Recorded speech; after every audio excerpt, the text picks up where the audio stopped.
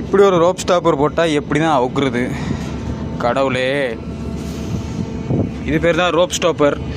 இந்த கயிறு இருந்தால் மட்டும்தான் இந்த கயிறை ஹோல்ட் பண்ணிவிட்டு நீங்கள் இந்த கயிறை கட்ட முடியும். இதோட பேர் ரோப் ஸ்டாப்பர். அதாவது ஒரு ரோப்பை ஹோல்டு பண்ணுறதுக்கு யூஸ் ஆகும்.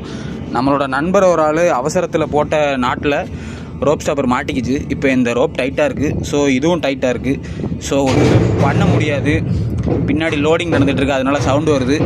இப்போது இந்த ரோப்பை கிவ் அப் பண்ணால் மட்டும்தான் இந்த ரோப்பை லூஸ் பண்ண முடியும். இப்போ என்ன பண்ணுறதுன்னு தெரியல. சீஃப் வந்தால் அதுக்கும் நம்ம பேக் ஷாட் வாங்குற மாதிரி இருக்கும்.